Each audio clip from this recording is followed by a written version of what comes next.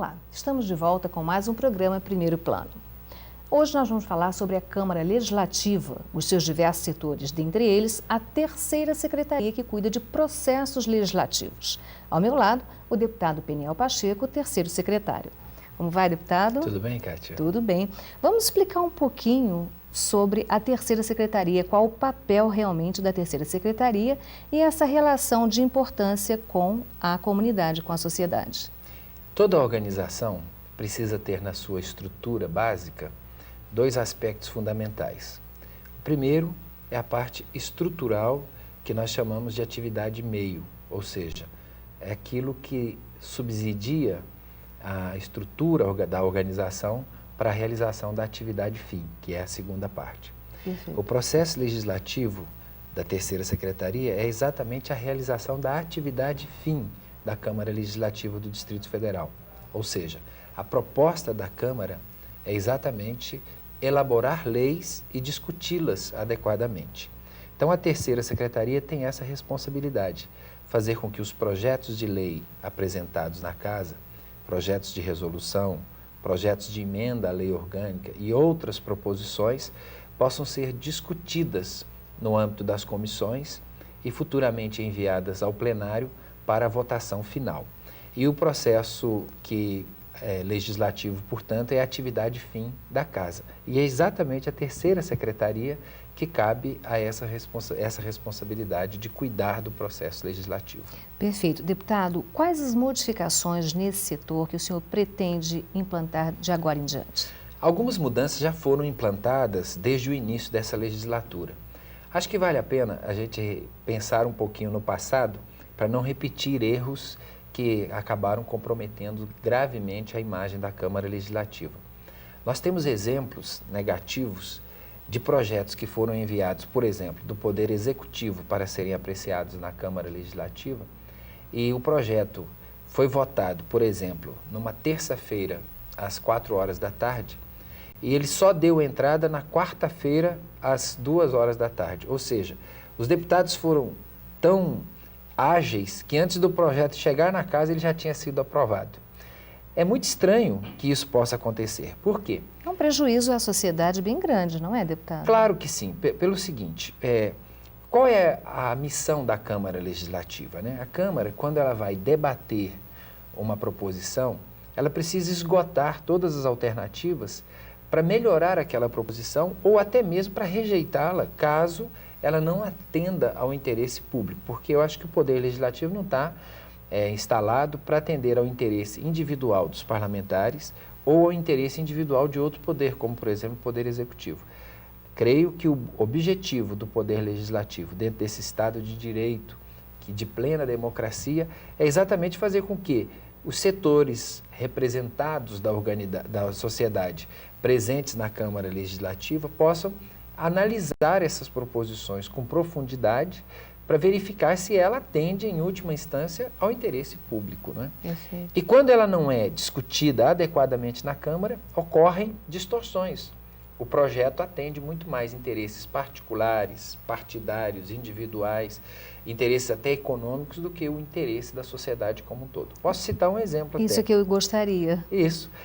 Imagina que a sociedade hoje está recebendo as primeiras manifestações do Poder Executivo, do governo do Distrito Federal, para o pagamento do IPTU.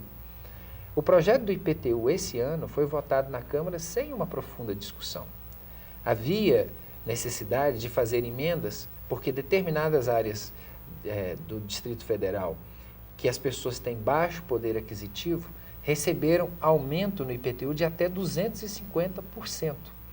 Então, imagina, numa época em que o desemprego... Uma situação muito difícil. Imagina o desemprego elevado, os salários não são reajustados, as pessoas estão cada vez mais buscando um lugar na informalidade para tentar sobreviver. E ainda vem uma pancada dessa com um aumento de mais de 250%. Então, a Câmara precisa corrigir essas distorções. E quando não há o debate aprofundado, com propostas de emendas, que é exatamente a possibilidade prevista regimentalmente para melhorar as proposições, isso acaba prejudicando, em última instância, a própria sociedade que vai ter que arcar com o ônus dessa decisão mal tomada, não discutida adequadamente. A partir daí, vamos pegar esse exemplo. O que o senhor pretende fazer para que esse fato não ocorra mais? Isso não pode ser uma decisão de um deputado só. Por quê? Na verdade, nós temos que instrumentalizar a Câmara Legislativa, e em especial a terceira secretaria, para que ela forneça os elementos necessários para que os deputados possam analisar com profundidade todas as proposições que são encaminhadas. Mas isso precisa ser uma decisão colegiada. Por exemplo, a nova mesa diretora eleita recentemente, ela tem como prioridade estimular o debate e não permitir que os projetos sejam votados em plenário sem passar pelas comissões temáticas. Porque é exatamente durante a discussão nas comissões temáticas que essas proposições vão ganhar o contorno da representatividade que a própria sociedade tem na Câmara. Deputados oriundos de várias cidades satélites, deputados com vários matizes ideológicos, deputados que têm grupos organizados que os representam, ou que eles representam esses grupos. Então, cada parte dessa discussão precisa ser feita adequadamente nas comissões temáticas. Porque se essa discussão não é feita, quando chegar no plenário, não há tempo suficiente para discutir com profundidade. Então, qual é a proposta da nova mesa diretora?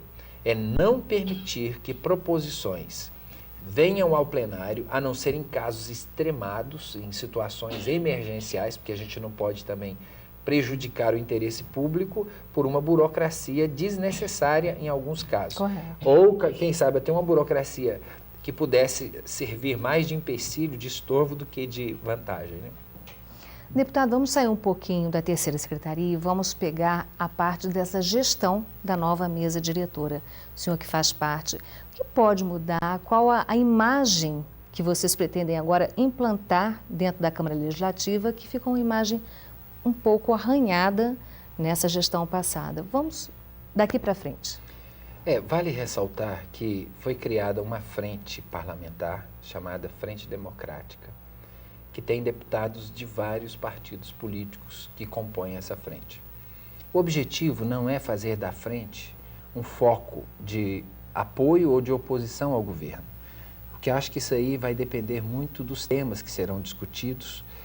Não podemos ser contra apenas por ser contra, porque isso é destrutivo, e nem também podemos ser subservientes ao ponto de não discutirmos adequadamente as matérias. É preciso achar um equilíbrio que não houve, pelo menos até agora. Não tem havido, infelizmente, na Câmara. Ora, a Câmara é oposição sistemática, ora, ela se transforma numa secretaria de homologação dos projetos do Executivo. Então, é preciso ter um ponto de equilíbrio. A Constituição, aliás, tem uma mensagem muito interessante, que os poderes são independentes e harmônicos. Se você enfatizar só a independência, aí se transforma numa oposição sistemática. Se você enfatizar só a harmonia, aí vira subserviência. Então é preciso ter equilíbrio, independência com harmonia. A frente tem essa meta, que é discutir os projetos adequadamente, profundamente, e aquilo que for plausível, que for de interesse público, que for em busca de um consenso interno, a gente conseguir estabelecer um propósito nas votações, então nós votaríamos juntos, unidos. E o que eventualmente não for matéria consensual, aí abre para cada deputado manifestar a sua opinião e seu voto com toda legitimidade e autonomia. Vamos entrar um pouquinho nessa questão da frente. A frente foi criada, a mesa foi eleita, mas há rumores de que ela não sobreviveria. E nós estamos passando aí um momento de meio turbulência. Como é que o senhor encara essa questão? Lógico que tem muita gente torcendo para nada dar certo, né? Por quê?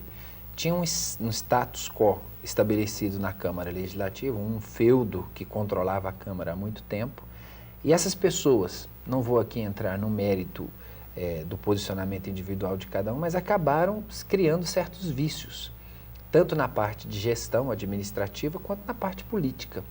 E não é bom para nenhum poder, para nenhuma instituição, para nenhuma organização, os vícios principalmente aqueles nocivos, né? Perfeito. Os desmandos no trato da coisa pública, a tentativa de acobertar alguma irregularidade, aquele grupo que se forma para proteger, criar escudo de proteção para parlamentares que estão envolvidos em escândalos, em notícias escandalosas. Eu acho que a casa não pode funcionar como esconderijo e nem uma função da mesa diretora como um salvo-conduto para práticas ilícitas. Então, o objetivo da frente é exatamente evitar que a casa seja utilizada dessa forma, como subterfúgio. Na verdade, a Câmara Legislativa precisa pautar suas ações, as decisões, pela ética, pela conduta ilibada, pela seriedade no trato com as questões legislativas e com as questões de natureza política também. Né? A frente, ela foi criada para a eleição dessa nova mesa e me parece que foi assim, para mudar realmente tudo o que vinha acontecendo, a imagem da casa que ficou desgastada diante da sociedade. E me parece que, assim, de uma transparência muito grande, não é, deputado? É verdade. Não, você até fez na pergunta anterior, então estão dizendo que ela não vai sobreviver. Se não pudesse sobreviver, eu acho que ela já passou por momentos tão terríveis que ela já teria sido desfeita. Quem torce para que a frente não dê certo, evidentemente, está querendo a volta ao arbítrio, a essa situação que eu acabei de mencionar, de feudo. Mas eu creio, com toda firmeza, que a frente e demais parlamentares que pensam no sentido de dar ao legislativo a legitimidade sem essas escaramuças, certamente vão apoiar a continuidade desse processo e a tendência que a gente tem é de que essa frente vai se manter por muito tempo pautando por esses princípios. Deputado, vamos falar um pouco sobre o seu trabalho. O senhor agora está no PDT, o senhor é autor de leis famosas no Distrito Federal e eu queria conversar um pouco sobre isso. É interessante, quando a gente participa do Poder Legislativo, a gente tem alegrias e decepções, né? Por exemplo, há um desejo de realizar mudanças e a gente sabe que as mudanças elas são sempre, não são fáceis de ser implementadas porque há muita gente que quer que tudo fique do jeito que está para ver como é que fica, né? E tem aqueles que têm interesses também, que são, quando contrariados, eles se opõem e reagem. Então, a gente, às vezes, quer ver as mudanças e, lamentavelmente, percebe que essas mudanças se dão de uma forma lenta. Mas a gente tem as gratificações. Por exemplo, quando você faz uma lei que ela passa a ser uma referência para o Brasil, isso traz uma satisfação maior para a gente. Eu posso citar duas. A primeira foi a lei dos não fumantes nos restaurantes, que a gente apresentou, é a lei de 92, e que passou a ser uma referência para o Brasil todo. Hoje já tem até lei federal abordando essa questão de proibição de fumo em lugares fechados. Mas o Distrito Federal foi pioneiro e a lei foi sua. Exatamente. Nós demos um primeiro passo corajoso, sofremos muitas reações e é natural, porque quando há mudanças, as reações normalmente acontecem, mas graças a Deus a ideia era uma ideia que vinha defender o interesse da maior parte da população. Correto. Que não faz uso do cigarro. E que na hora do almoço, ou na hora do cafezinho, ou na hora do lanche, era obrigada a conviver com a fumaça do cigarro do outro. Então agora não. Se a pessoa quer fazer uso do cigarro, tudo bem. É uma escolha que ele faz. Mas pelo menos ele não pode impor a quem não fuma a obrigação de ser fumante passivo. Perfeito. Outra lei que eu acho que também mexeu muito é a lei que estabeleceu a necessidade do Estado oferecer aos diabéticos comprovadamente carentes toda a assistência, não só assistência médica, mas também através de medicamentos. Distribuição de insulina, antidiabéticos orais, seringa, dentro dos postos de saúde e nas associações de diabéticos estabelecidas em todo o Distrito Federal. Foi tão interessante essa lei que um projeto semelhante está tramitando no Senado Federal, no Congresso Nacional, e que, ao ser aprovado, ele vai estender esse benefício para o Brasil todo. Depois dessa medida nossa, surgiram tantas outras boas medidas nesse sentido. Por exemplo, o coquetel anti-AIDS. Hoje o governo tem obrigação de oferecer esse coquetel. Inclusive tem uma lei nossa do Distrito Federal que diz que em caso de estupro, a mulher terá direito a receber o coquetel anti-AIDS, será encaminhada e orientada para receber o coquetel anti-AIDS, porque a possibilidade de prevenção eleva-se em até 60% caso a pessoa tenha essa medicação no momento certo, até 24 ou 48 horas depois do ato. Bom, o que nós podemos perceber é que o senhor deputado atuante realmente sempre foi. Agora vamos ver daqui para frente, rapidamente, nós vamos falar sobre os seus projetos para este ano. Nós temos alguns projetos de lei, eu trabalho muito na área da qualidade de vida. Eu acho que Brasília tem esse privilégio, né? Embora ameaçado muitas vezes. Porque a cidade foi planejada, foi organizada, estruturada. E hoje a gente percebe que quem mora em Brasília tem vantagens em termos de qualidade de vida. Mas isso, se não for bem cuidado, pode degenerar-se a ponto de comprometer aquilo que já foi conquistado. Então eu defendo muito essa questão do meio ambiente. Nós percebemos que aos poucos as áreas que são, por exemplo, as matas ciliares, onde tem as nascentes, estão sendo depredadas, está havendo invasões por condomínios irregulares.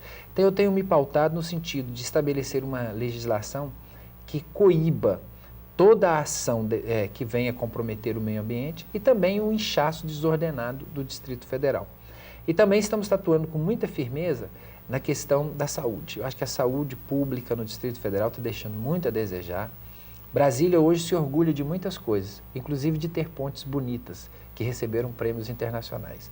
Mas as pontes que precisam ser feitas entre o cidadão e os recursos públicos para que ele tenha atendimento adequado ainda não estão totalmente construídas. Então é preciso investir mais na valorização do cidadão. Nosso maior monumento não é uma ponte bonita do lago, não é um prédio bonito, uma praça bem arborizada ou um gramado extenso. Eu acho que o maior patrimônio de Brasília é a população do Distrito Federal e nós temos trabalhado nesse sentido.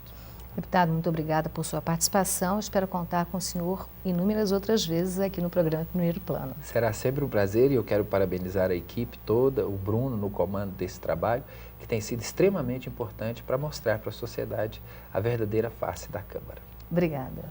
Eu acabei de conversar com o deputado Peniel Pacheco, do PDT. Ele é o terceiro secretário da Câmara Legislativa do Distrito Federal. Se você quer participar do nosso programa, aí vai o nosso e-mail, tvdistrital@cl.df.gov.br. Eu espero você no próximo programa Primeiro Plano. Até lá!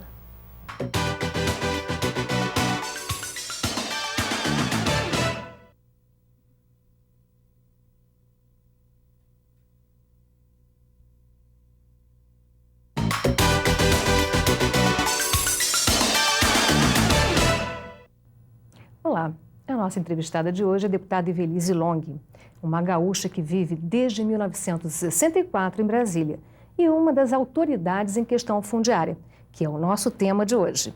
Tudo bem, deputada? Tudo bem, graças a Deus. Vamos falar sobre a questão fundiária no Distrito Federal, a senhora que acompanha já há muitos anos e é autora de muitos projetos interessantes, não é, deputada? Exatamente, o tema é extremamente interessante, eu me considero uma apaixonada, aliás, por essa área da ocupação do território, pela questão de você poder formar cidades, construir cidades e acompanhar o seu crescimento, os seus moradores. Então, eu acho isso, assim, fantástico. Olha, nós estávamos conversando ainda há pouco e a senhora falou que vai receber um prêmio, o governo do Distrito Federal recebe um prêmio em Berlim, justamente com Samambaia, que foi um assentamento que a senhora trabalhou diretamente, não é isso, deputada? Exatamente.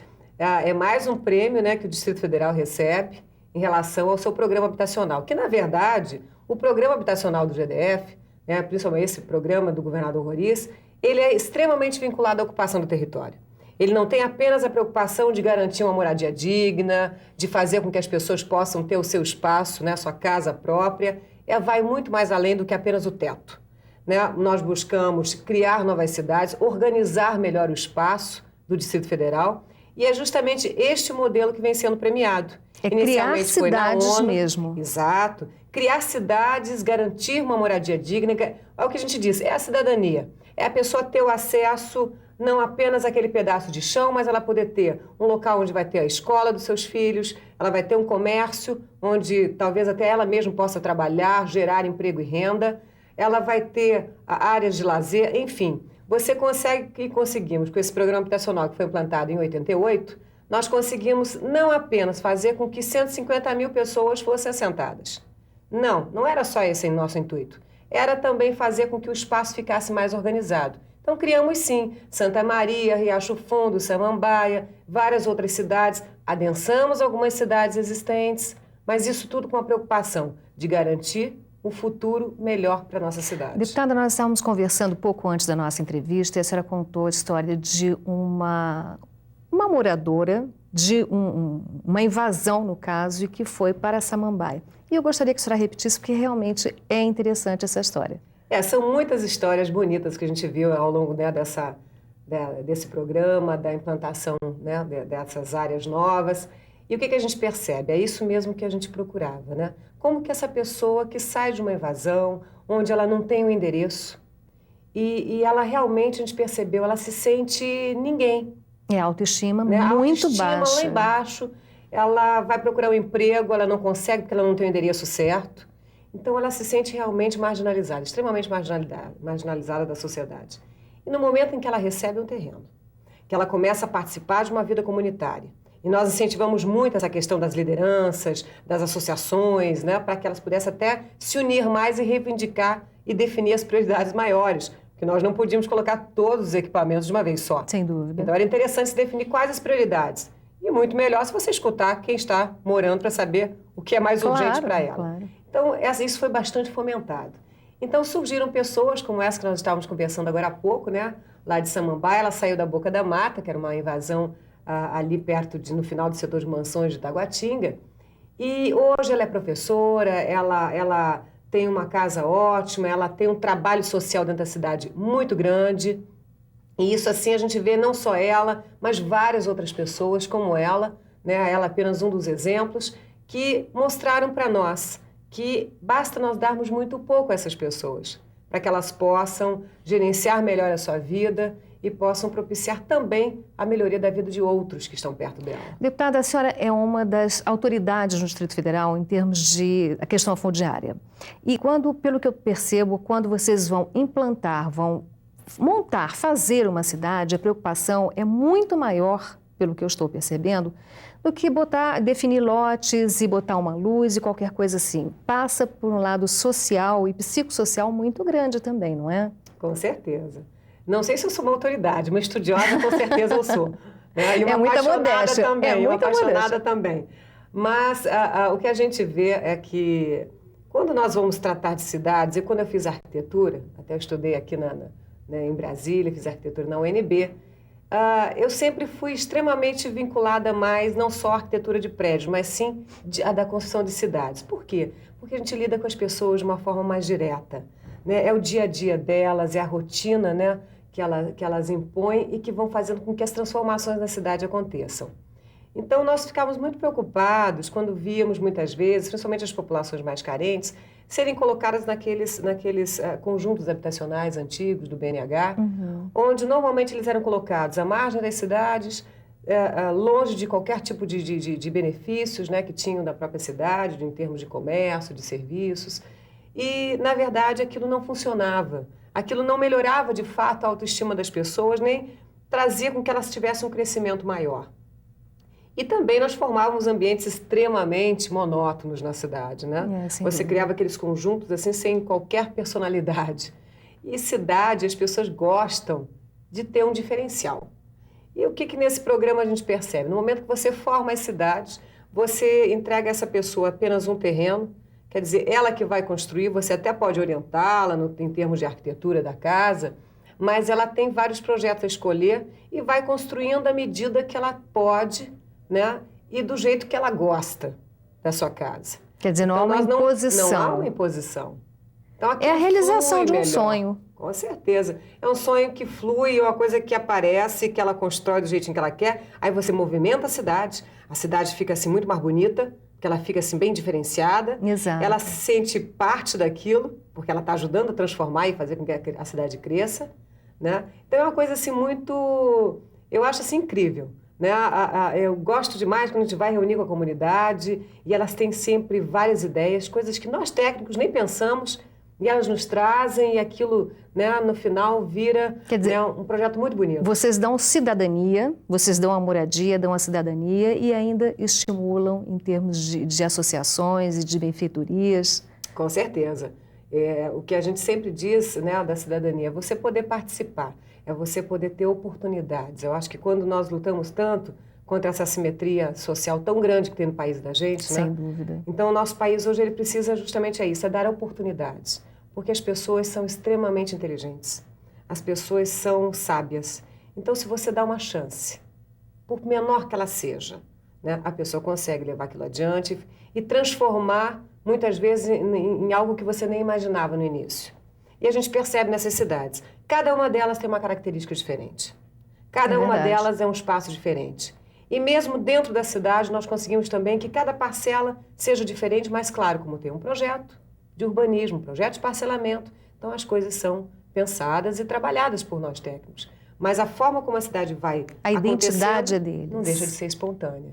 Quer dizer, não é uma cidade que cresce espontaneamente como outras cidades brasileiras. Por isso, então, o prêmio que vocês estão recebendo agora em Berlim, exatamente, com Samambaia. É justamente este modelo de pensar cidades, de pensar moradia. Inclusive, até a justiça seja feita, a filosofia que o governador Roriz nos trouxe.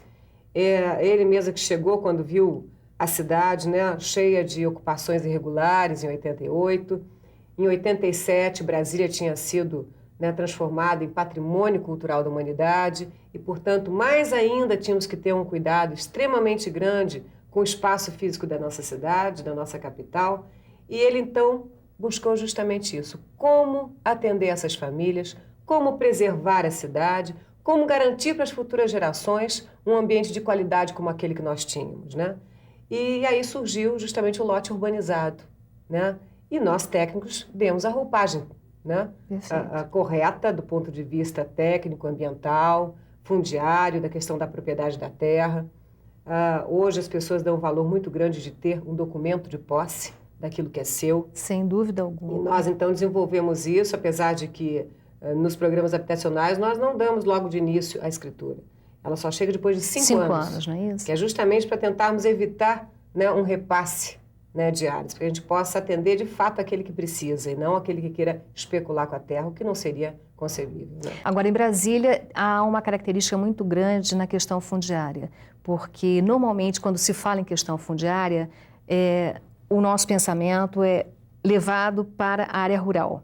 Exato. E nós, no Distrito Federal, temos o problema da questão fundiária urbana, e que é realmente hoje um dos maiores problemas, os maiores desafios do governo, não é não? Com certeza, né?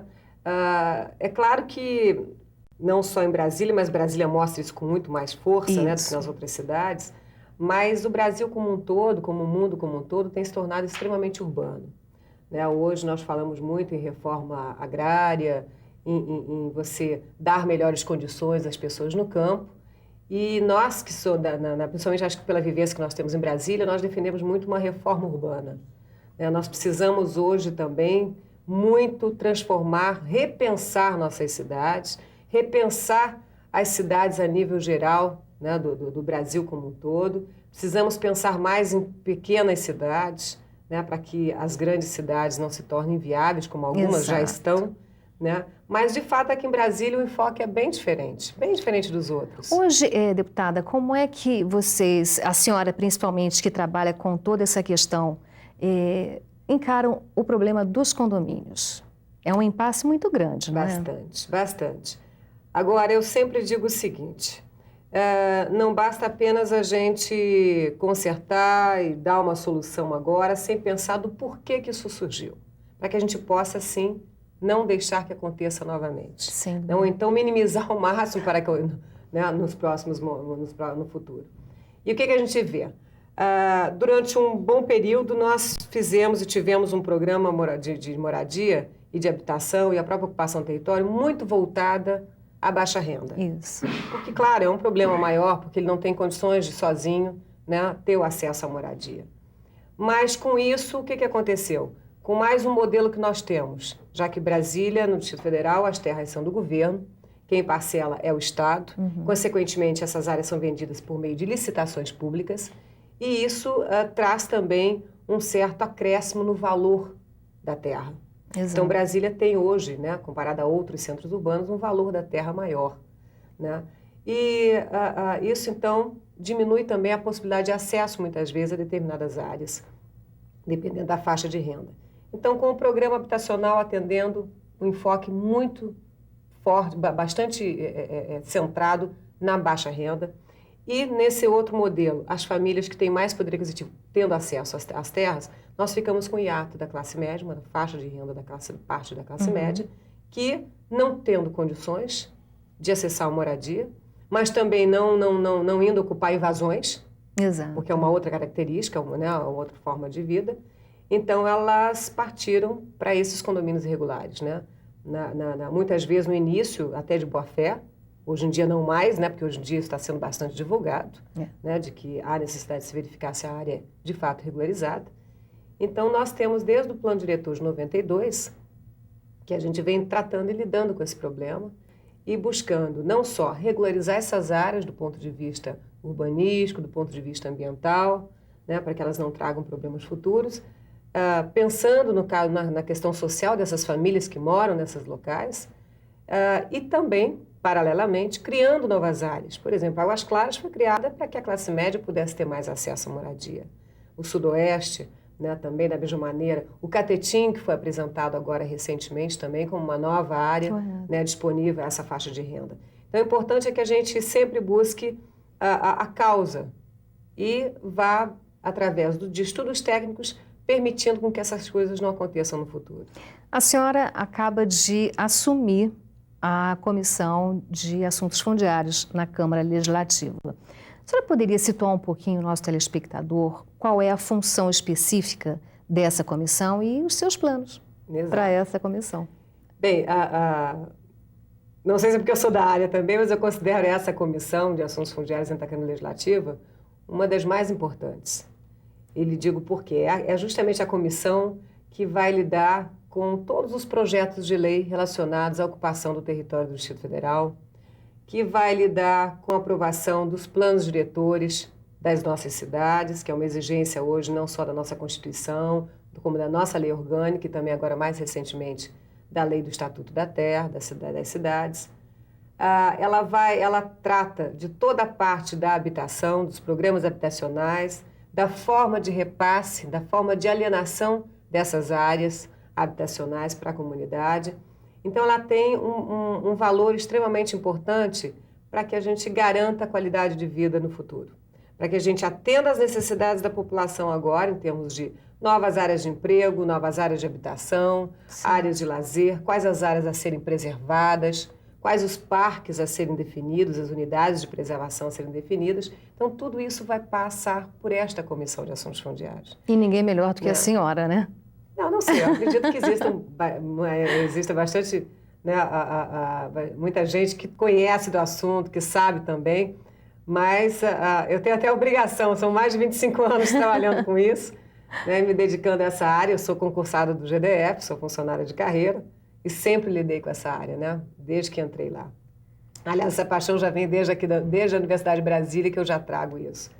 E nessa comissão agora eu me sinto extremamente feliz de ter sido votada por unanimidade dos membros, né, da comissão, e vou me dedicar bastante porque nós temos agora um trabalho árduo. Nós vamos receber agora em julho, por parte do governo do Distrito Federal, o plano diretor, a revisão do plano diretor de ordenamento territorial, que é o plano maior, que define quais as áreas urbanas, quais as áreas rurais, como que o Distrito Federal deve crescer, né, quais são as suas vocações maiores econômicas para que ele possa ter também geração de emprego e renda, né, e se diminua tanto esses quadros ruins que nós temos de desemprego. E também os planos diretores locais, como, por exemplo, quando saí da Secretaria ano passado, nós já deixamos, né, bastante encaminhado do Gama e o de Planaltina, que são áreas extremamente importantes dentro do Distrito Federal, tem uma população bastante grande, e são desafios que nós temos agora na Câmara de avaliar, mais uma vez, com a comunidade, esses planos diretores. Então, o trabalho é bastante grande, mas fascinante. Deputada, eu conto com a senhora outras vezes no nosso programa para falarmos sobre a questão fundiária. Com certeza, estou à disposição. Nosso gabinete lá na Câmara é o gabinete 15 e, né, na tela tem o nosso e-mail. E nós esperamos, sim, sugestões, contribuições, porque o nosso papel é esse na Câmara, representar a sociedade. Para isso, a gente precisa saber o que a sociedade espera de nós também. Então, eu gostaria muito de receber, não só sugestões, como também críticas, porque essas fazem com que a gente cresça e se supere mais, né? E também aquilo, a gente também nunca dispensa, né? Aquilo que estivesse fazendo de certo também que seja colocado, para a gente possa aperfeiçoar mais ainda. Com certeza. Obrigada, deputada. Eu que agradeço. Eu acabei de conversar com a deputada Ivelise Long. Se você quer participar do nosso programa, envie o nosso e-mail, tvdistrital@cl.df.gov.br. Eu espero você no próximo programa.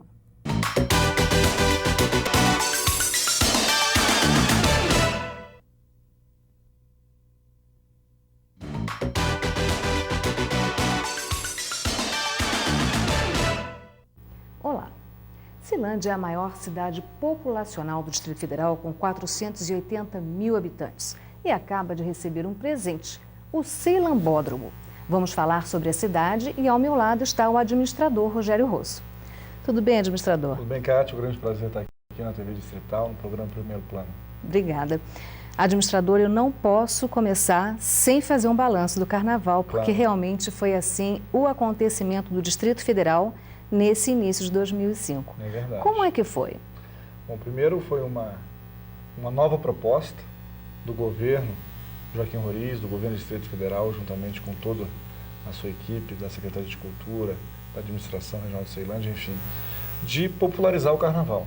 O Carnaval do Distrito Federal, até então, até 2004, até o ano passado, realizado no plano piloto, tinha seríssimas dificuldades num quesito fundamental. Público, é verdade. Povo e público, né? Por vários motivos. E essa nova proposta, e única, né, e pioneira dentro da cidade, foi de descentralizar também o Carnaval, que é a maior festa, uma manifestação cultural que o país tem, para a região de Ceilândia, Samambaia, Taguatinga, aquela região oeste do Distrito Federal, que já tem mais da metade da população. E foi realmente um sucesso muito grande, assim, confessamos que superou a expectativa de público de qualquer um, né, que pudesse imaginar, porque um dado interessante, Cátia, é que o Carnaval de 2005 em Ceilândia, ele teve mais público que os últimos 14 carnavais somados. 14 carnavais somados. De 90 a 2004, você soma todo o público, não deu de Ceilândia. Então eu poderia dizer que o tiro acertou no alvo. Foi no alvo, e o que é melhor, né? Como você colocou, foi a festa mais importante desses primeiros 45 dias do ano de 2005 e que ela serviu não somente como oportunidade de cultura, como oportunidade de lazer para a região, mas para, de forma assim, derradeira, acabar com o preconceito que existia com Ceilândia, que é o preconceito da cidade de violência. Isso, esse assunto que eu gostaria de tocar. Antes do Carnaval, nós tivemos várias entrevistas e o maior receio de todas as pessoas era quanto à segurança, quanto à questão da criminalidade. Certo. Quantas ocorrências aconteceram em Ceilândia? Isso é inclusive um dado que a imprensa nacional, ela, por várias vezes, ela até pediu para confirmar e reconfirmar esse dado, né? E logo após o Carnaval, a Secretaria de Segurança Pública, junto com todas as forças policiais, houve uma coletiva de imprensa onde foi anunciado oficialmente. Não houve nenhuma ocorrência. Nenhuma? Então, imagina 4 noites, uma média de 70 mil pessoas por noite, não houve absolutamente nenhuma ocorrência. O que havia, aqui esteve, que um ou outro início de uma briga pequena, uma pessoa que bebeu um pouco demais, mas assim, muito isoladamente, sem nenhum problema maior, até pelo contrário, sabe? A própria população que ela esteve, quando percebia, assim, algum princípio pequeno, algum foco pequeno de confusão, vaiava a pessoa, enfim. Então, esse era o clima, né? Foi um clima de muita paz. A pessoa que foi para lá, né? De alegria, divertimento. Foi de diversão, assim, o público e a imprensa do Distrito Federal fez uma cobertura muito grande, e ali a gente percebia que o público que ele esteve era o pai, a mãe, o filho, o avô, a família, os amigos, assim, exatamente nesse sentido de mostrar. E com certeza a população de Ceilândia que ali esteve, que foi na sua grande maioria, houveram pessoas de todas as cidades, inclusive do entorno. Perfeito. Né? Mas ele esteve, assim, foram com esse propósito, assim, de realmente a gente mostrar para o Distrito Federal e para a região que Ceilândia já deixou de ser há muitos anos uma cidade violenta. Administrador, com essa, vamos dizer, com essa constatação, a autoestima da população levantou muito. Para o administrador, é um ponto positivo, porque agora eu acho que o trabalho pode fluir melhor, não é isso? Com certeza, você tem toda a razão. Logo que terminou o carnaval, a gente já percebia nas ruas, né? Em qualquer bairro da Ceilândia é uma cidade muito grande, né?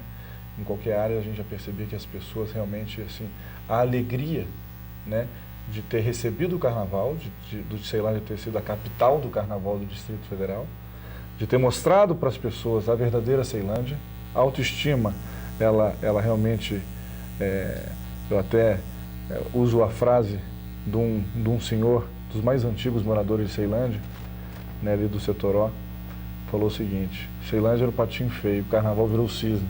Olha, né? Isso é interessante. E é verdade, né? Porém, assim, não basta mostrar em números, não basta a gente falar muito sobre isso, a gente precisava dessa demonstração. Exato. Né? Nesse caso, a defesa em tornar o carnaval oficial do Distrito Federal em Ceilândia, como é que vai ser feita? Porque foi uma experiência, foi um projeto, vamos dizer assim, uma experiência realmente. Foi uma experiência. E aí, de agora em diante, porque se tirar vai haver uma frustração muito grande. O governador Roriz, assim que terminou o carnaval, assim que ele voltou para os seus trabalhos normais, ele convocou uma coletiva de imprensa para fazer uma avaliação do carnaval e para informar que 2006 o carnaval será na Ceilândia. Ele já oficializou isso, é o que você falou, assim, foram variáveis que deram certo, né? Principalmente de público, segurança, né, e organização. A Secretaria de Cultura, ela teve um desempenho incrível, porque a gente modelava, assim, a cada dia, quando a gente percebeu que o primeiro dia, sábado, que era um dia que não havia desfiles das escolas, e sim foi um pré-carnaval, começando com uma matinê, a gente esperava que a matinê tivesse 500, 600 crianças, foram 2.000 crianças, né?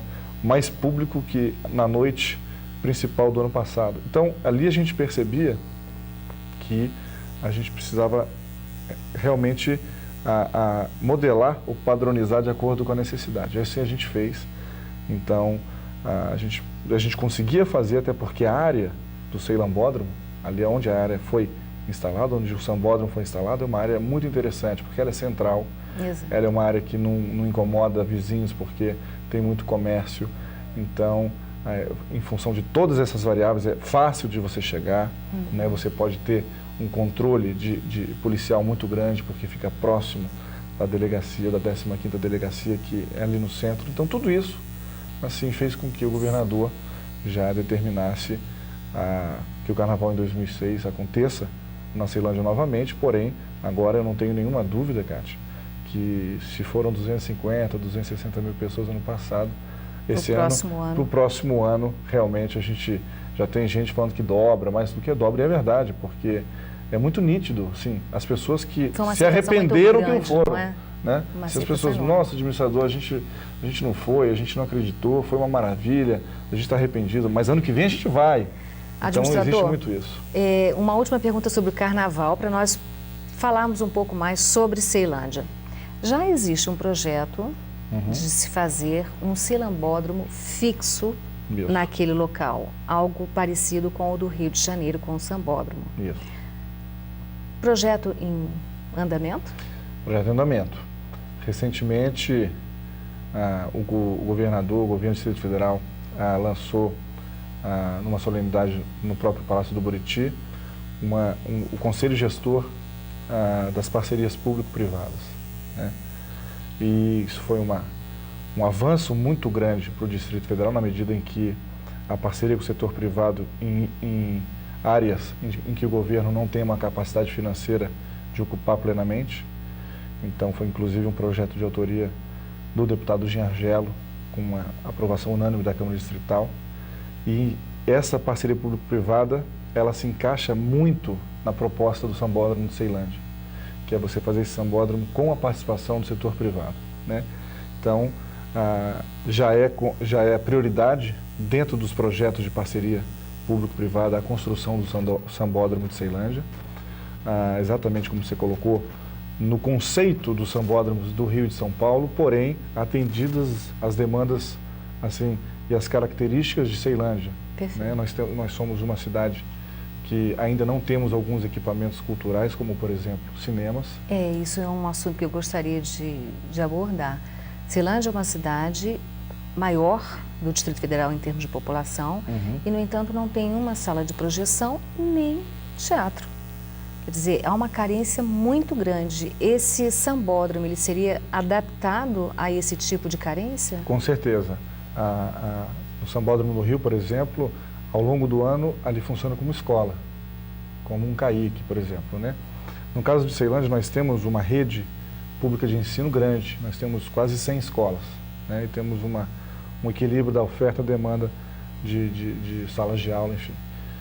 Nesse caso específico, a ideia é adaptar exatamente essa necessidade de termos salas de apresentações, salas de projeções de cinemas, e a gente pode sim, trazendo o setor privado, construir, né, além de salas de capacitação profissional, também construir essas salas no Ceilambódromo, né? Mas o que você falou é verdade, Ceilândia é a maior cidade, uma diversidade cultural muito grande. Existiam cinemas no passado, mas são raros os cinemas em Brasília, no Distrito Federal, que dão certo, que não estão em shoppings. Hoje, os cinemas do Distrito Federal estão em shoppings ou centros comerciais. Em Ceilândia, existiam cinemas que eles realmente tiveram dificuldades, né, de financeiras e se tornaram hoje lojas comerciais, né? Então, esse é um foco importante do Sambódromo de Ceilândia, se atender essas características e as necessidades da cidade. Você estava falando que Brasília, segundo um morador, era um patinho feio e que agora virou um cisne. Mas, pelo que nós sabemos de Ceilândia, é uma cidade que vem crescendo, efervescendo, só que pouco vista. É verdade. Nós comentávamos há pouco sobre a parte agrícola, essa área rural de Ceilândia, que eu fiquei até bastante perplexa em saber que é uma cidade grande em termos de produção agrícola. Vamos falar um pouquinho sobre isso. Ceilândia, a região está localizada naquela região da barragem do Descoberto. A água que a gente bebe, que o telespectador, que nós bebemos nas nossas casas, grande percentual vem daquela região. Da barragem do Descoberto. Da barragem do Descoberto, que fica ali naquela região Ceilândia, Braslândia e do outro lado, Águas Lindas, barragem, né, Santo Antônio Descoberto, aquela região. E então é uma região muito rica, né, em água e que tem um solo muito fértil. Então, realmente é desconhecido de parte da população que Ceilândia tem uma área rural nobre. Hoje Ceilândia, na sua área rural, Alexandre Guzmão, Incra, Nove, enfim, e os núcleos rurais, né, que fazem parte dessa área, nós somos os maiores produtores de hortaliças, por exemplo, né? Então, com certeza a hortaliça que você comeu ontem na sua casa vem da nossa região. Então, e a produtividade é muito forte, né? Exato. Porque ali a gente tem água, um bom terreno, a gente tem trabalhadores e empresários rurais na Ceilândia que têm um trabalho em parceria muito forte com a Secretaria da Agricultura, com a Emater. Então, eles têm técnicas agrícolas assim muito interessantes. Então, a produtividade é muito forte. Eu te falava que temos até Guinness Book, Livro dos Recordes, nós temos a maior produção de maxixe por hectare do mundo, né? No núcleo rural Boa Esperança, é incrível, eu estive lá várias vezes, né? Mas o produtor não ensina a técnica, né? Mas é interessante, se manter no são Guinness. Casos curiosos, mas são casos verdadeiros, né? E um dos grandes projetos do governo do Distrito Federal, do governador Roriz, era o tratamento do esgoto de Ceilândia, porque ali você tem a Bacia do Descoberto, você tem o Rio Melchior. Então, assim, do ponto de vista de qualidade de vida e meio ambiente, e que interfere na área rural, o esgoto de Ceilândia era coletado, mas não havia um tratamento. Sim. E em dezembro de 2004, foi inaugurado pela CAES e pelo governador, exatamente o emissário de Ceilândia para a estação de tratamento do Melchior. Então, 100% do esgoto de Ceilândia é tratado agora. Então, isso dá realmente uma melhoria muito forte no meio ambiente e proporciona, a gente está limpando aquela região do rio Melchior, que tem uma influência grande na área rural. Então, essa também era uma das prioridades que a gente já conseguiu também executar. Agora, administrador, nós estávamos conversando e o senhor levantou a questão de Ceilândia ser uma cidade muito voltada à política, tanto que existem grupos que se reúnem e discutem o destino da cidade. Vou falar um pouquinho sobre isso. É interessante a gente observar assim, a origem da cidade. Ceilândia é uma cidade que nasceu pelo seu próprio nome SEI, Campanha de Erradicação de Invasões, né? Lândia, a terra da campanha das erradicações de invasões. No final dos anos 70, ela foi fundada em 71, mas houve um movimento nos anos 70, no ano 70. E foi exatamente aquelas famílias que estavam em locais de risco no Distrito Federal, moravam em barracos, tinham dificuldades realmente de infraestrutura, de habitação e foram para lá. Então, no início, é claro, a infraestrutura era muito carente, né? O início da cidade, né? Dificuldade de água, dificuldade de luz, né? Era um local relativamente longe do plano piloto, né? Hoje é perto, hoje a gente confunde até, mas era longe. Então, assim, existia aquela companheirismo, assim, todo mundo se ajudava, senão a coisa não funcionava, né? O vizinho, então foi criado, Ceilândia nasceu nesse ambiente, né? Então você tem hoje Ceilândia realmente uma cidade que tem uma maturidade política muito forte, ao ponto, exemplificando, um dos setores mais importantes, dentre outros na Ceilândia, por exemplo, o setor P Sul, por exemplo, né? O setor P Sul, que é um pequeno bairro de mais de 120 mil habitantes. É um pequeno. Pequeno bairro de mais de 120 mil habitantes. Ali, ano passado, foi realizada uma eleição para a Câmara de Vereadores do PSUL e para a Prefeitura do PSUL, né? Absolutamente informal, só que a população, quase 10 mil pessoas, de forma espontânea, foram às urnas escolher os seus vereadores e o seu prefeito e o seu vice-prefeito. Então, isso traduz uma necessidade enorme de voz, de tentar chegar a um acordo quanto à cidade, quanto à autonomia, não é? Isso se observa em Taguatinga, a mesma coisa, em outras cidades. Exato. Também a gente tem percebido. Então, a Câmara Legislativa tem esse papel muito importante, né? Porque nós somos um quadrilátero formado por várias regiões administrativas e o plano piloto tombado. Então, uma das sugestões até que a gente faz, e a gente já o fez para o nosso presidente Fábio Barcelos e para toda a mesa e para todos os deputados, é a criação de um fórum permanente das cidades, né?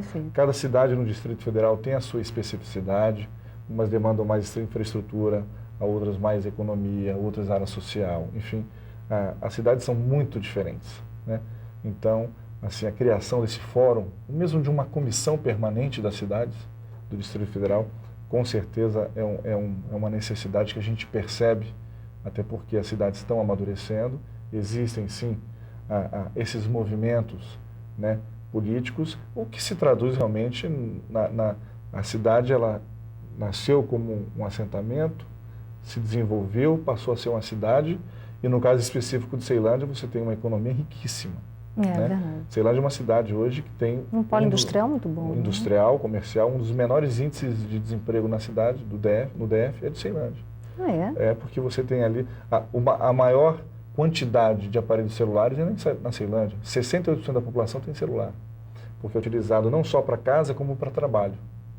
Então, e ali tem muito autônomo na Ceilândia, né? Você tem aquelas feiras permanentes, são 7 feiras na Ceilândia, em que milhares e milhares, dezenas de milhares de pessoas todos os finais de semana vão ali. Então, Ceilândia é uma cidade que tem uma economia praticamente própria, tem indústrias fortíssimas, né, com um segmento da pequena indústria também em crescimento.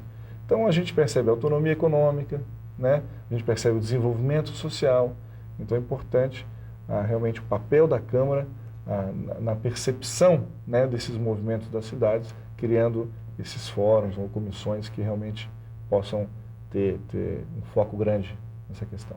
Administrador, eu não posso deixar de lhe perguntar uma curiosidade de todo o Distrito Federal. O senhor está como administrador de Ceilândia, o senhor é advogado, tem cursos de MBA e outras coisas mais. Bom, sua trajetória política começa em Ceilândia, porque se está começando em Ceilândia, o senhor pegou realmente, vamos dizer assim, um prêmio, porque é uma cidade que está começando a ser modificada a partir da sua gestão. Claro. Então eu queria... Eu agradeço a pergunta, isso é muito importante para a gente, porque muitas pessoas perguntam, mas quem é esse Rogério? De onde ele veio? Na verdade, eu comecei a trabalhar, acho que como a maioria dos jovens em Brasília, no DF. Meu pai é funcionário público, minha mãe dona de casa, e aquelas dificuldades de uma família de classe média, e eu comecei a trabalhar cedo, porque eu queria ter minhas coisas logo cedo, né? E sempre no setor privado, né? Estagiei em alguns locais na área pública, mas sempre com foco no setor privado. E ali, quando me formei, aqui no CEUB, em Brasília, eu comecei realmente a concretização da minha carreira. Em final de 2002, eu já estava com mala pronta até para sair do Brasil pela empresa que eu trabalhava, o governador me fez um convite para assumir uma área que eu gosto muito, sempre gostei, até realmente como uma provável tese que eu gostaria de fazer, um eventual mestrado, né? Que é a parte de desenvolvimento econômico, né? E produtividade das unidades da federação aqui no Brasil. E o governador me chamou, vem para o meu governo, eu vou montar uma estrutura diferente, vou montar 3 agências, além das secretarias, eu gostaria que você, né, me ajudasse. E eu aceitei, assim, até pelo desafio da novidade, ao mesmo tempo por ser exatamente a área que eu gosto, né, que eu me identifico muito. E fiquei ali, um trabalho muito técnico, um trabalho muito junto dos empresários, né, porque Brasília mudou, Kátia. Brasília dos anos 60 e 70 tinha o PIB, a economia de Brasília era pública. Emprego, renda era pública. Hoje isso se inverte de uma forma muito rápida e hoje 60% a 70% dos empregos gerados no Distrito Federal são do setor privado. Então eu achava que era um momento e uma política de desenvolvimento econômico do governo Roriz muito forte, que era descentralizar a política de desenvolvimento econômico, levar para as cidades, entender que o plano piloto é uma área preservada, tombada, e que as cidades são uma realidade, então criar áreas, um ambiente favorável ao investimento em cada cidade no DF. Foi por isso que foi criado as ADS, são as áreas de desenvolvimento econômico, e a gente participou desse processo com muita satisfação. Um belo dia, ele me fez um convite para assumir Ceilândia, porque ele entende, como governador, ele tem toda a razão, Kátia, que o desenvolvimento econômico do Distrito Federal, a manutenção da qualidade de vida, que é muito boa, nós temos os melhores índices de desenvolvimento humano do Brasil, bairros até dentro de Brasília, que é melhor que os melhores do mundo, por exemplo, como o Lago Sul, vis-à-vis a Noruega, a Dinamarca. Então, o governador entende o seguinte, Ceilândia tem quase 1/4 da população do Distrito Federal. E a gente precisa colocar em Ceilândia, assim, políticas públicas ou administrativas, assim, realmente moderníssimas, né? E aí ele me fez esse desafio. Aí eu fui para Ceilândia com esse desafio de promover na cidade, assim, juntamente com os empresários da cidade, com a comunidade e os segmentos, né, e as lideranças da cidade, assim, promover aquilo que, na nossa opinião, a Ceilândia precisa realmente para não ser a maior, mas se tornar, dentro em breve, uma das melhores. Correto. E ela está nesse ritmo. Aí eu fui para Ceilândia, né? E aí é inevitável, poxa, o Rogério foi para Ceilândia, né, a maior cidade, o maior colégio eleitoral, logo ele virou um político. Qualquer um que fosse, Kátia, você, eu, qualquer um que fosse ia ter essa conexão. Eu falo para você o seguinte, eu não tenho absolutamente nenhuma aspiração hoje, assim, eu foco muito no meu trabalho, tanto no setor público quanto no setor privado, eu acho que a gente tem que trabalhar por resultados. Perfeito. Né? E os resultados de uma administração, de uma cidade, obviamente, a melhoria em todos os ângulos, né? A melhoria de um bairro que não tem infraestrutura, a melhoria do emprego, o jovem precisa do primeiro emprego, as escolas precisam ser reformadas, o hospital precisa ser modernizado, então a gente tem trabalhado nisso, né? Mas eu digo que o carnaval para a gente foi muito importante pelo seguinte, como é que eu chego num empresário e falo, construa um shopping na cidade? Construa um shopping na cidade. Se você não tem que mostrar... Eu não tenho que mostrar e o empresário vai chegar para a gente, ok, eu vou investir 40, 50 milhões de reais num shopping com 150 lojas, 6 salas de cinema, mas Ceilândia não é uma cidade violenta, complicada, como é que é isso? Né? Então você tem que mostrar. Então o carnaval foi importante para isso também, Cátia. Foi para mostrar o seguinte, gente, não é assim como vocês estão pensando. E quando a gente fala em 500 mil habitantes, Cátia, a gente fala em 500 mil consumidores, mas é muito mais, porque nós temos ali a Ceilândia e Taguatinga são juntas. Exato. Eu considero um mercado só, Samambaia está do lado. Águas Lindas, tudo bem, Águas Lindas é uma das cidades mais carentes do entorno, mas é a maior cidade do entorno. E ali tem consumo. E é que mais cresce também, cresce não é? muito. E tem consumo, assim, eu digo assim, de um pão a um automóvel é consumido nessa região. Então, o que tem acontecido? O mercado da nossa região está muito aquecido, né? Então, com relação às minhas aspirações políticas, eu só quero uma coisa, Cátia, eu quero cumprir a missão que foi determinada pelo governador de transformar a Ceilândia numa cidade de referência. Administrador, eu quero agradecer a sua participação. Nós temos assunto para muito mais de um programa e eu conto com o senhor outras vezes aqui. Com muito prazer, eu que agradeço assim, e abrir esse espaço para a Ceilândia, que realmente é uma cidade muito querida, uma cidade muito produtiva e que precisa realmente a cada dia mostrar o seu lado positivo, que prevalece muito dos problemas que ela tem. Obrigada. Obrigado. E volte sempre. Muito obrigado. Eu acabei de conversar com o administrador da Ceilândia, Rogério Russo. Se você quiser participar do nosso programa, aí vai o nosso e-mail, tvdistrital@cl.df.gov.br. Eu espero você no próximo programa. Tchau.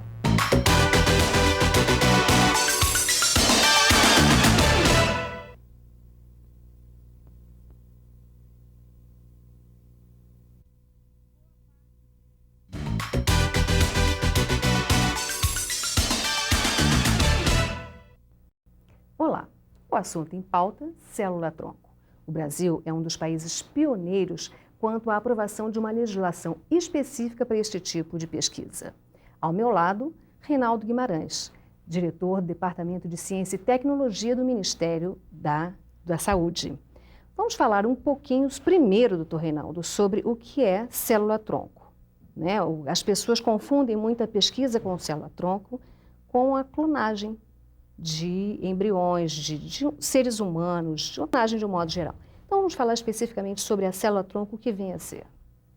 Bom, todas as células que nós temos, elas provêm de uma primeira célula, não é? Única.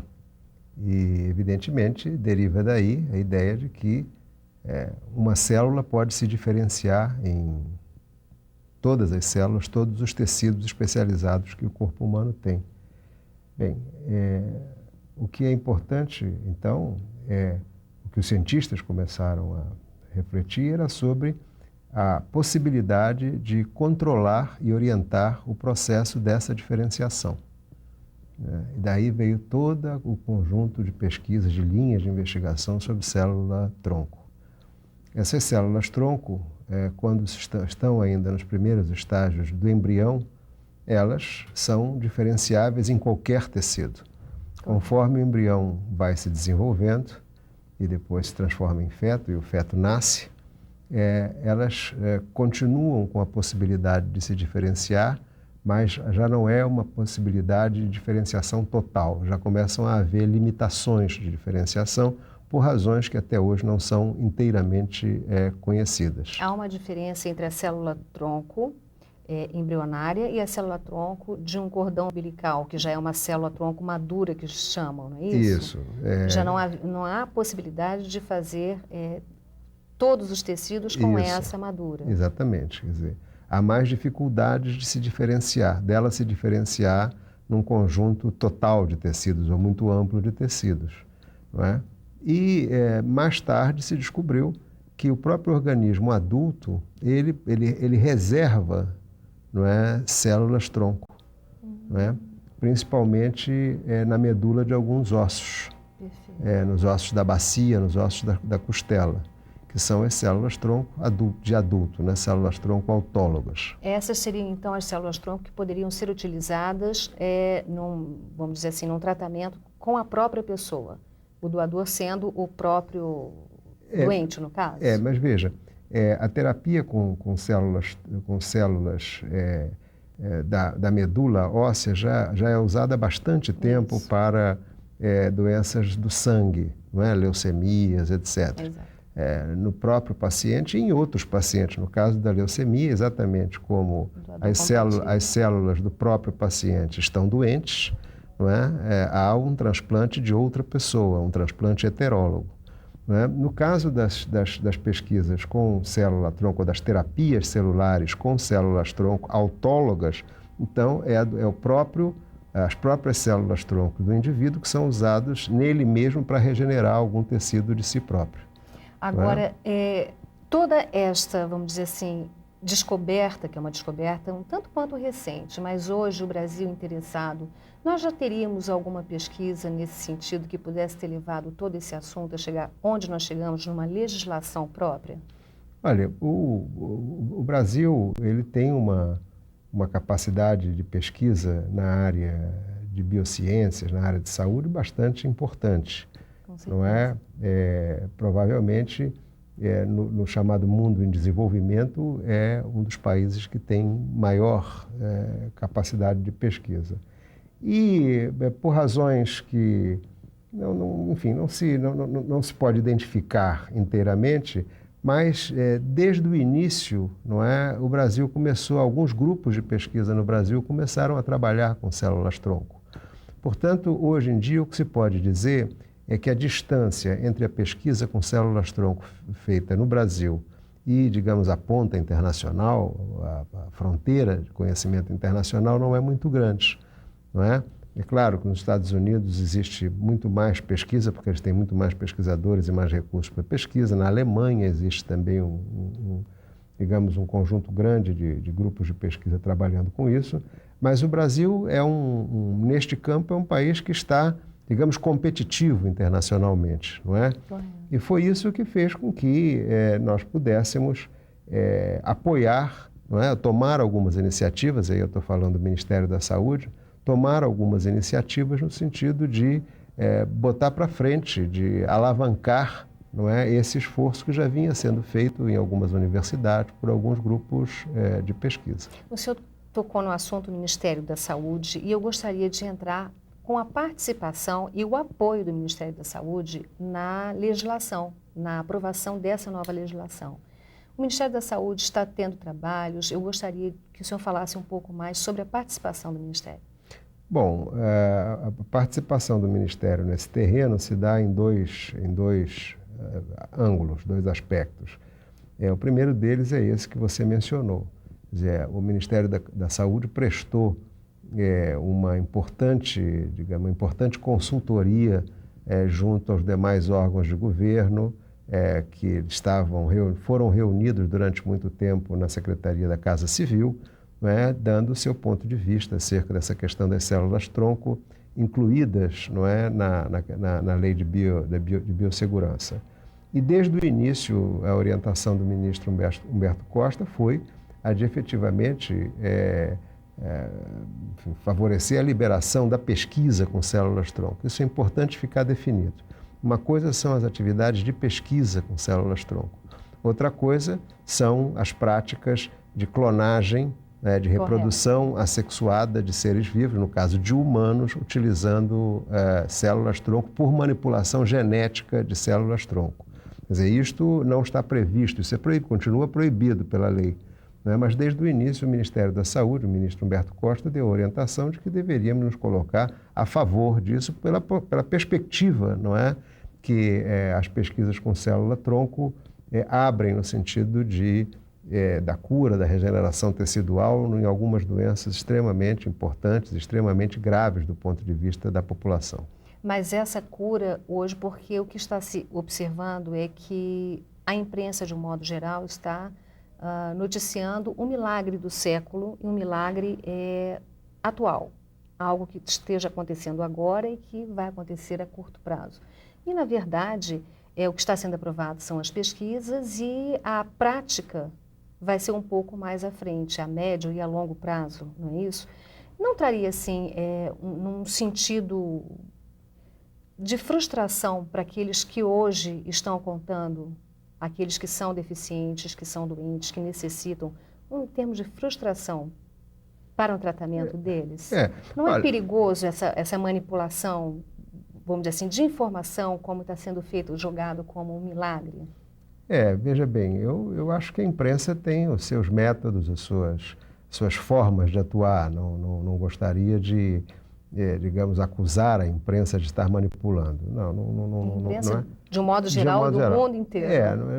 Mas não acho que esteja. O que a imprensa está, digamos, especulando, e especulando à sua maneira, que é sempre uma maneira de hipertrofiar, há sempre uma certa hipérbole, né, na maneira da imprensa se manifestar, está especulando com algumas evidências que são extremamente promissoras e extremamente importantes, não é? Agora, se a imprensa pode jogar com o milagre, na ciência existe necessidade, existe acaso, mas não existe milagre. Existe trabalho, não é? E, efetivamente, há um certo exagero, não é? Principalmente quando se fala não das possibilidades, mas quando se quer colocar um tempo para se alcançar a conquista dessas possibilidades. Quer dizer, o que a imprensa diz, o que a imprensa faz, ela trabalha com as possibilidades que são possibilidades reais, não é? Mas ela quer colocar um tempo. Quantos anos? 1 ano, 2 anos, 3 anos? E com estes prazos, com estes parâmetros, a ciência não trabalha. Não é? Pode durar mais do que 5, pode durar mais do que 10, pode não dar certo numa série de aspectos, não é? Mas, enfim, eu acho que a imprensa essencialmente presta um serviço importante para a sociedade. Porque eu também sou imprensa. E tem um outro aspecto que eu queria colocar. Pelo olhar de um pesquisador, né? O pesquisador, quando olha esse problema, ele olha segundo uma perspectiva. Há outras maneiras de olhar o problema. Quer dizer, o pesquisador não é o dono de todas as verdades, não é? Se eu estou tratando, por exemplo, com um paciente que tem uma lesão de medula, que está paraplégico ou está tetraplégico, a minha visão desse problema é completamente diferente do pesquisador. Eu quero um milagre. Sem dúvida. Não é? Eu quero uma perspectiva de solução para o que resta de minha vida. Não é? Então, e a imprensa, de maneira geral, olha também para os pacientes, e é importante que olhe para os pacientes. É verdade. Vamos, então, voltar um pouquinho mais e vermos aqui, daqui para frente, o que pode acontecer, como é que o Brasil vai estar diante desse cenário mundial em termos de pesquisas de célula-tronco. Veja bem, o Ministério da Saúde saiu, eu acredito, na frente, no sentido de apoiar essas pesquisas, não é? E desde final de 93, nós vimos tentando organizar um grande estudo multicêntrico, isso é feito em vários pontos do país, com relação à utilização de células-tronco autólogas, isto é, adultas, porque a lei de segurança ainda não estava aprovada, portanto era ilegal você fazer pesquisa com células embrionárias, no tratamento, na regeneração do tecido cardíaco, não é? No tratamento de algumas doenças do coração. Não é? E, finalmente, conseguimos mobilizar vários grupos. Na verdade, são 4 grupos que têm liderança nessa área no Brasil e decidimos, então, atacar o problema de 4 doenças, não é? O infarto agudo do miocárdio, a doença coronariana crônica, as cardiopatias dilatadas, que são doenças onde o coração cresce e fica insuficiente, e uma particular doença que tem muita importância para o Brasil, inclusive simbólica, que é a doença de Chagas, e na qual uma das manifestações crônicas é também uma cardiopatia dilatada, uma insuficiência cardíaca muito grave. Então, esse estudo, que é um estudo para durar 3 anos, é um estudo que mobilizará 1.200 pacientes, 300 para cada uma das 4 doenças, e é um estudo controlado, isto é, desses 300 pacientes que vão ser examinados para cada uma das doenças, metade deles receberá o implante de células-tronco e a outra metade receberá o tratamento convencional, com medicamentos, etc.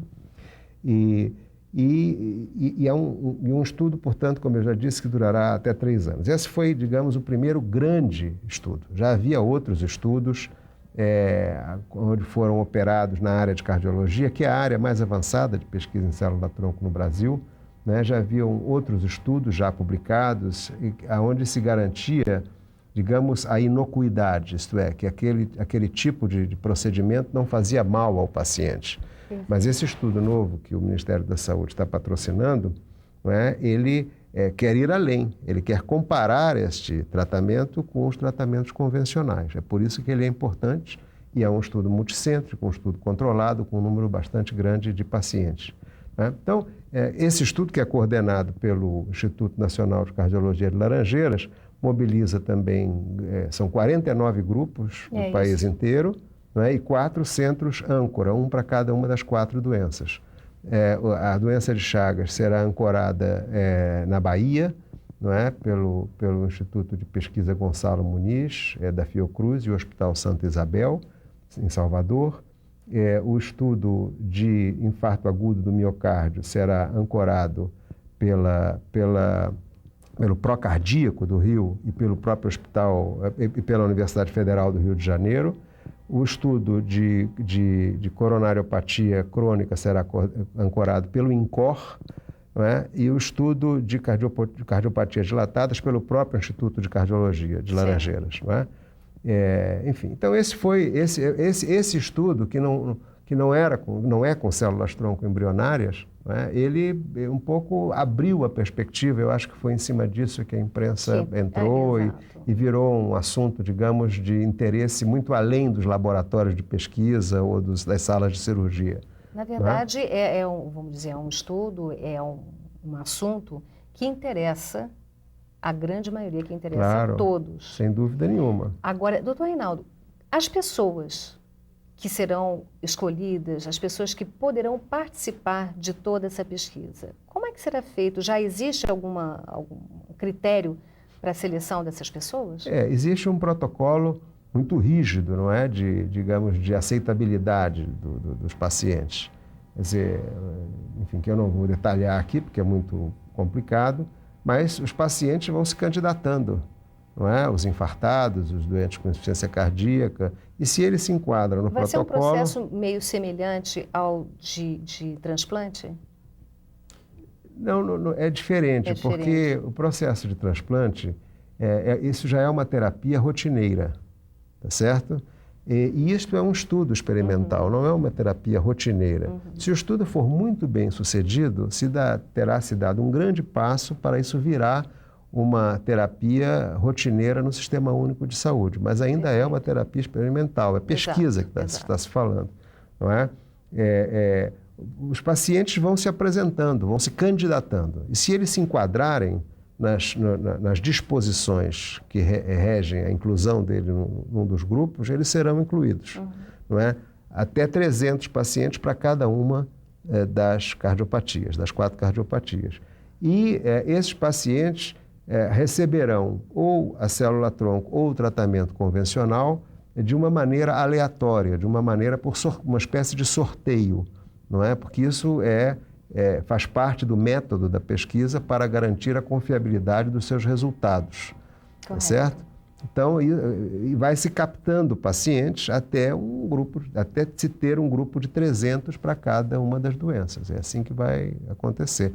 É claro que quem chegar primeiro, normalmente o que se faz é uma base, uma base de dados com pacientes, e vai se selecionando pacientes que se enquadrem no protocolo de estudo, até se completar o grupo de 300. Perfeito. Então, daqui para frente agora é só esperarmos realmente efetivar toda essa legislação e começarmos então as pesquisas. Esta pesquisa que eu estou descrevendo para você, ela não dependia de nenhuma legislação, porque ela é feita com células-tronco de adultos, não é? O que vem agora... Isso. O que a legislação de agora está introduzindo é a possibilidade de se utilizar células-tronco embrionárias. E, nesse sentido, o Ministério da Saúde, agora em colaboração com o Ministério da Ciência e Tecnologia, para esse ano de 2005, vai lançar uma chamada pública de projetos para vários alvos, exemplos, lesão raquimedular, lesão de medula, doenças genéticas, pesquisas sobre o pâncreas endócrino, o pâncreas e diabetes, regeneração de tecido hepático, pesquisas sobre doenças neurodegenerativas, não é?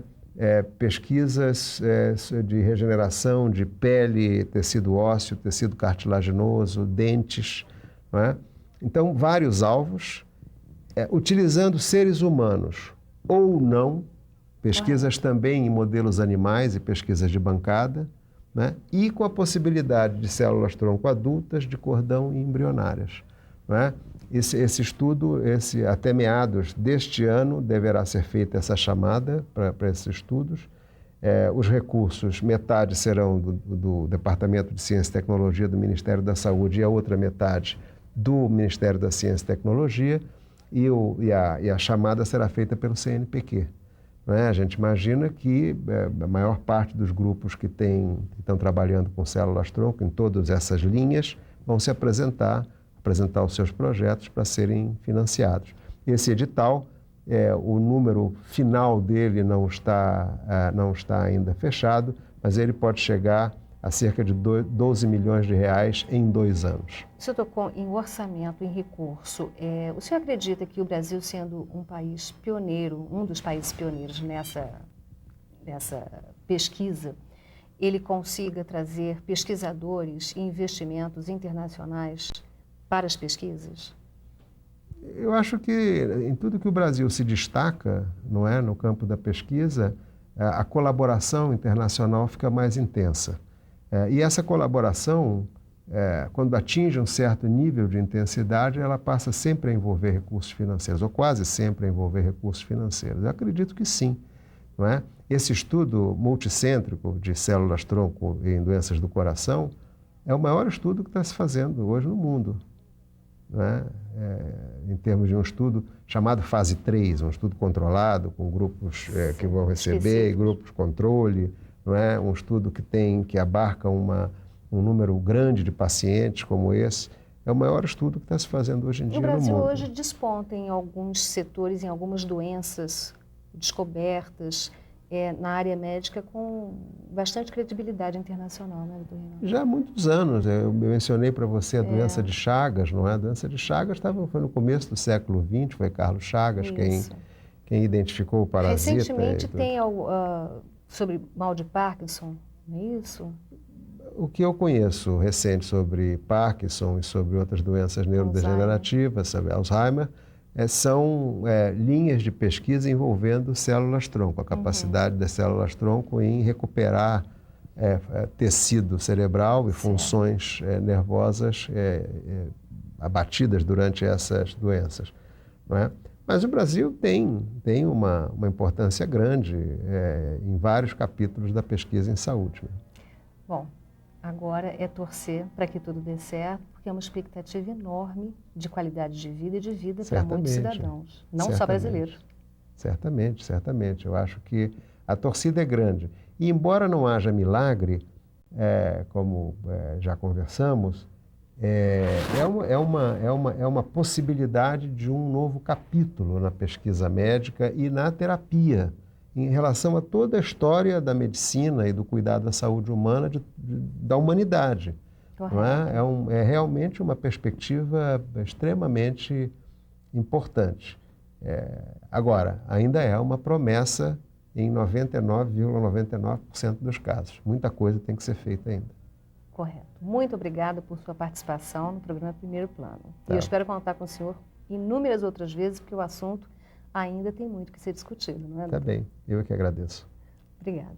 Eu acabei de conversar com o Dr. Reinaldo Guimarães. Ele é diretor do Departamento de Ciência e Tecnologia do Ministério da Saúde. Se você quer participar do nosso programa, aí vai o nosso e-mail, tvdistrital@cl.df.gov.br. E eu espero você no próximo programa. Até lá.